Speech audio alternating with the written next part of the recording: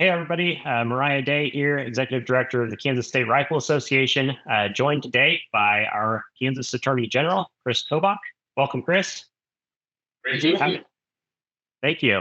Hey, so you filed a brand new challenge to unconstitutional federal overreach this week, and we wanted to talk with you and get an opportunity to get your perspective on that and, kind of the whole story surrounding that issue. So I'll toss it over to you and let our listeners know what's happening there. Yeah, this week, Kansas filed a lawsuit on behalf of 21 states, as well as some private firearms collectors, hobbyists, association, um, basically challenging this latest ATF regulation, which is yet another illegal regulation that Biden's ATF has promulgated.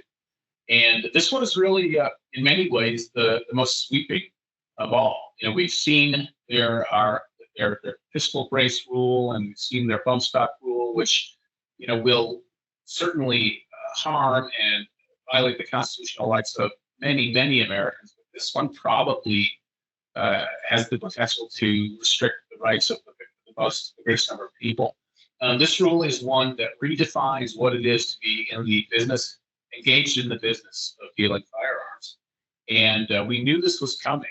Kansas led a coalition of states writing comments in opposition to the proposed federal rule, but surprise, surprise, the ATF didn't back down, and they pushed it on us. And it's an extraordinary redefinition of the rule. And by the way, everybody, we should start with this.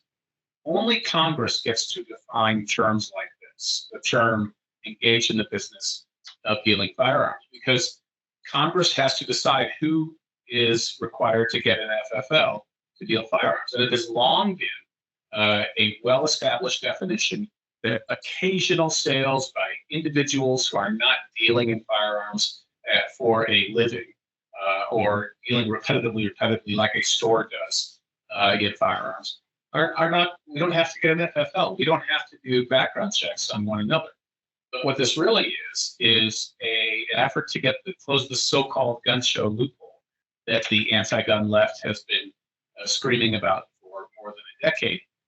And they're trying to do so by redefining this term and doing it through regulatory action. And again, you can't redefine a term of federal law through regulatory action. So it's wrong on so many levels. But let me just get to the point of how it affects us. Basically, this new definition is so broad that anyone who trades even one firearm for a quote unquote profit, no matter how small that profit is potentially guilty of a felony and could be swept in and action taken against them by the ATF and the Department of Justice. So let me give you some examples of what that might include. So Moriah, you and I have gone hunting together. Let's suppose that Absolutely. We go hunting and we each have a new shotgun we're trying out that day. And then after lunch, we trade shotguns just to see what the other gun feels like. And at the end of the day, you like my gun and I like your gun. And I actually say, right, hey, let's trade. And say, all right, sounds good to me. And we trade shotguns. Well, whoever had the lower manufacturer's retail price shotgun has gained a profit under this new law. You don't have to actually take in any money to gain a profit. A trade is considered a potential profit. And you are violating federal law because you took that shotgun, you traded for that shotgun, and you did so without getting a $200 applying for an FFL, getting your FFL, and then running a background check on the other person. So things like that, little trades between friends. Absolutely. Selling it's crazy. Selling a gun between family members. If you don't set that price exactly at market price, then you may be making a profit, even if it's only $1 profit, and that sweeps you to the scope of the ATF. And I'm sure many people listening have done that. If you're a firearms owner and you own a few firearms, you probably have, over the course of your life, either bought or sold a firearm from a family member or a friend. I know I have many times. And that's just kind of what we do in America, because those of us know that we can trade and buy and sell between friends and family members. So this law will sweep hundreds of thousands, if not millions, of law-abiding American gun owners into its ambit and make felons of us. And so we're suing, and we're moving quickly. We're asking for a preliminary injunction in this lawsuit. We filed the suit in the Eastern District of Arkansas, although Kansas is the lead suit, and we'll be arguing this case. Indeed, I will be arguing it personally myself. And so this is a high priority for us, and we're moving as swiftly as we can to stop this regulation from going into effect. It's not in effect yet. We'll be seeking a preliminary injunction to stop it from ever going. And that's great. And that's something that I think our listeners are really curious about is the timeline of this whole thing.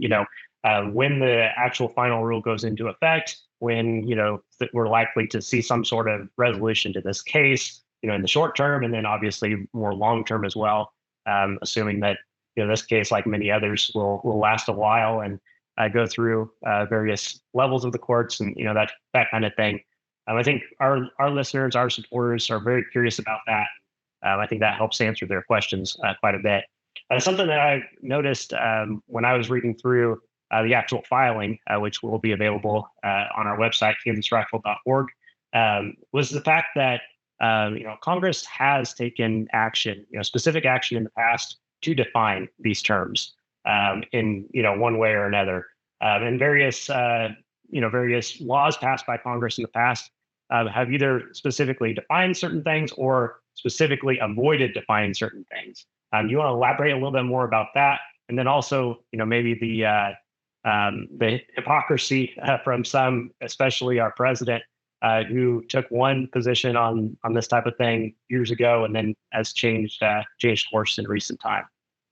Sure. Well, let me start. You asked about the scheduling. Let me start with that. So we'll be filing a motion for preliminary injunction probably tomorrow, and we'll be asking for the court to move that quickly. The Department of Justice presumably will take over the defense of this from the ATF. They always drag their feet, and we'll probably ask the justice. I'm just guessing here. They'll probably ask the judge for more time because they always do, and sure. They will say no. This case has to move quickly.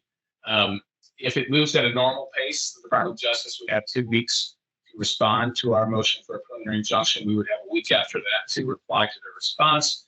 And then the judge, if he is so inclined, can hold a hearing right after that. So if this thing were to move at the fastest pace, it would probably be maybe 4 weeks to that hearing, and then however long the judge takes to issue a preliminary injunction. Nowadays, federal district judges take a little more time issuing those preliminary injunctions because so often the losing party, and let's hope the losing party is the Biden administration here, the losing party will immediately appeal the preliminary injunction. They won't wait. A preliminary injunction is just an injunction against the illegal action until the case is finally decided. In the old days, 20 years ago, there'd be a preliminary injunction. There wouldn't necessarily be an appeal of it. And then once the final decision comes out, then that would be appealed. Anyway, there will likely be an appeal, but the hope is we get the preliminary injunction, we get it quickly. Hopefully, certainly the judge will have the time and the ability to issue a preliminary injunction before the rule goes into effect. Hopefully sometime between a month and 2 months from now. And then there would likely be appeals on. But yeah, we announced this lawsuit. I actually announced it side by side with Texas Attorney General Paxton. Texas is filing a lawsuit that's a companion suit to ours, similar claims. And, we're hoping that one of these judges, if not both of them, move swiftly to issue an injunction. But by having this case moving in 2 different courts, it does increase the probability that we will get that injunction to protect the rights of gun owners across the country. And one additional point, Moriah, is some people would say, well, if there's vagueness, there's a little bit of wiggle room in what the ATF has written. And so maybe we should just trust the ATF. Maybe we should. Sounds like a great idea, right? Yeah. Well, it's horrible. I mean, there are many, great ATF agents out there. But the political leadership is pushing them to do things that are illegal. And we need to remember that the ATF under Biden has been pushed to do more draconian things than we've ever seen. And so they are pushing these agents to do what the agents themselves probably don't want to do. Right. And we've seen this with the so-called zero tolerance policy that Biden and his ATF director started in 2022, and that's why there have been so many gun stores closed down. 2022 had the highest number of gun stores being closed down because of ATF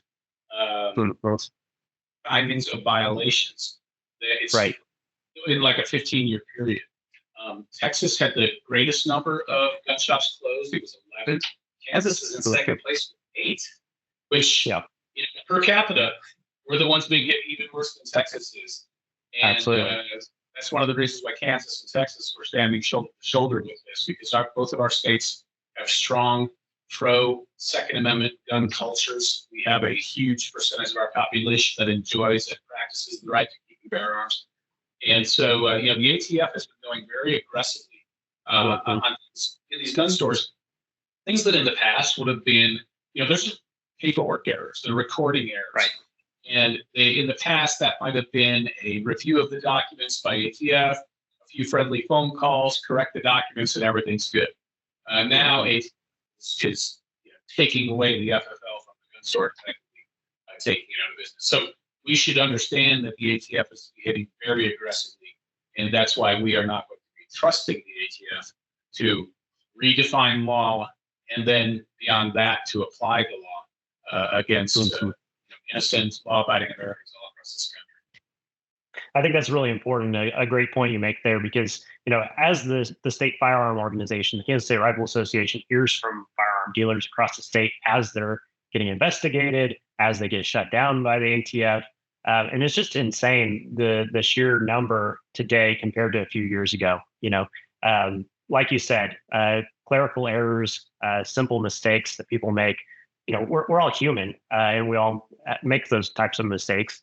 And to shut a person that's been in business, maybe a mom and pop shop or even a larger firearm dealer, to shut them down based on simple mistakes rather than helping them comply with the law and the interpretation of the law is just absolutely ridiculous.